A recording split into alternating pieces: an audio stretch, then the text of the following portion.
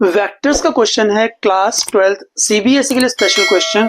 इस क्वेश्चन को आज हम करेंगे without taking the cross product of c and b. Right, आपको ए वेक्टर दिया है 4i cap plus 5j cap minus k cap, b vector दिया हुआ है i cap minus 4j cap plus 5k cap and c vector दिया हुआ है 3i cap plus j cap minus k cap. और साथ साथ ये बोला है find a vector d which is perpendicular to both c and b vectors, साथ साथ d vector dot a vector is equal to 21। तो हमें निकालना क्या, बेसिकली हमारा एम क्या है, हमें निकालना है वेक्टर d। तो हम लोग क्या करते हैं, स्टार्टिंग से वेक्टर d एज्यूम कर लेते हैं। Let vector d is xi cap plus yj cap plus zk cap. अब अकॉर्डिंग टू क्वेश्चन, ध्यान से क्वेश्चन में क्या बोला है vector d which is perpendicular to both c and b. Vector d किसके परपेंडिकुलर है, सी वेक्टर के परपेंडिकुलर है, साथ साथ वेक्टर डी बी वेक्टर के परपेंडिकुलर भी है। तो अगर डी वेक्टर सी वेक्टर के परपेंडिकुलर होगा यानी कि डी डॉट सी जीरो बन जाएगा। देखिए d vector dot c vector is equal to zero.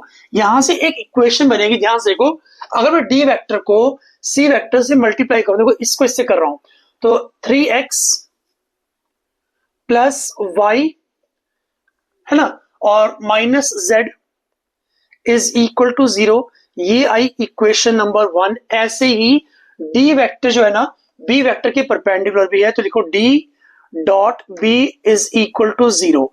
D vector ये रहा x i cap plus y j cap plus z k cap. इस वेक्टर को बी वेक्टर से जो आपको i माइनस 4j प्लस 5 के दिया है इससे डॉट प्रोडक्ट करेंगे तो बच्चों आएगा x minus 4y plus 5z is equal to zero. ये आपकी इक्वेशन नंबर 2 बन गई। 3 वेरिएबल्स हैं और 3 इक्वेशन होनी चाहिए। थर्ड इक्वेशन देखो कहां से आएगी, आपको दिया है d dot a is equal to 21। जो d वेक्टर ये वाला है ना उसका a वेक्टर से अगर डॉट प्रोडक्ट करें तो 21 आएगा। तो बच्चों ये आ गया 4x plus 5y minus z is equal to 21। ये आपकी आ गई थर्ड इक्वेशन। हमारे पास बच्चों 3 इक्वेशंस हैं, हमें बहुत ध्यान से सिलेक्ट करना पड़ेगा हम कौन कौन सी इक्वेशंस लें ताकि हमारी कैलकुलेशन बहुत इजी पड़ जाए।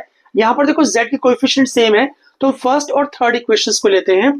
फर्स्ट इक्वेशन है बच्चों 3x plus y minus z is equal to zero और थर्ड इक्वेशन देखो क्या है 4x plus 5y minus z is equal to 21।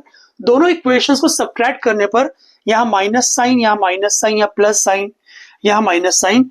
ये बच्चों आ गया minus x minus 4y, z cut जाएगा is equal to minus 21।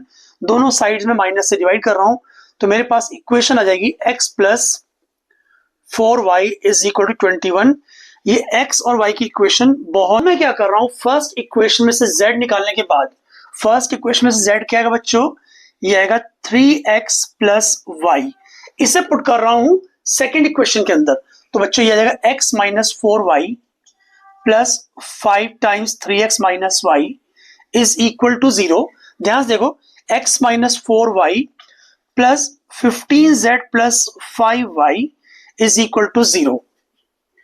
15x है बच्चों, ये ना 15x होगा, 15x प्लस x हो गया 16x, माइनस प्लस माइनस करेंगे plus y is equal to zero.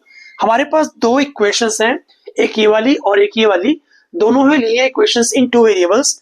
इसको फोर्थ इक्वेशन ले लेते हैं और इसको फिफ्थ इक्वेशन ले लेते हैं। दोनों इक्वेशंस को आपस में सॉल्व करने वाला, ध्यान से देखो हमारे पास है x plus 4y is equal to 21 and second equation बच्चों 16x plus y is equal to zero. हम क्या कर रहे हैं फर्स्ट इक्वेशन सेकेंड इक्वेशन को, फर्स्ट को नहीं सेकेंड इक्वेशन को मैं 4 से मल्टीप्लाई करता हूं तो ये है x plus 4y is equal to 21 and जो नीचे वाली इक्वेशन है हो जाएगी 64x plus 4y is equal to zero. Subtract करने पर बच्चों 4y कट जाएगा, हमारे पास बचा क्या minus 63x is equal to 21। x बन जाएगा 21 अपॉन 63 माइनस का तो बच्चों x आ गया -1/3। आई थिंक आपको यहां तक ठीक से आ गया होगा। अब क्योंकि x मेरा आ चुका है, y निकालना बहुत इजी रहेगा, ध्यान से देखो।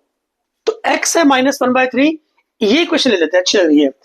x plus 4y is equal to 21, यहां पर 1/3 पुट कर लेता हूं, -1/3 -1/3 plus 4y is equal to 21, 4y is equal to 21 plus 1/3, बच्चों 4y बन जाएगा 64/3, ठीक है ना।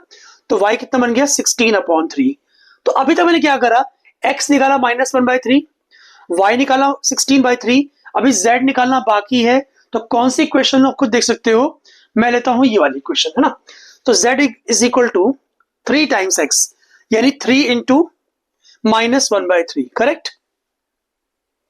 फिर है y यानी कि 16/3, 3 3 कट जाएगा, z is equal to -1 plus 16/3, z बन गया बच्चों 13/3, हमारे पास x भी आ गया, y भी आ गया और z भी आ गया, राइट। क्वेश्चन के अंदर हमें निकालना क्या था, हमें निकालना था d वेक्टर, लेकिन hence vector d is equal to x i cap. x क्या है बच्चों, x था हमारा -1/3, -1/3 i कैप, y क्या है 16/3, तो लिखो 16/3 j कैप, एंड z क्या बच्चों 13/3, तो plus 13/3 k cap, and this is your required answer. इतने हैं ऐसी एक और वीडियो में जल्दी ही आपसे, टिल देन बाय बाय।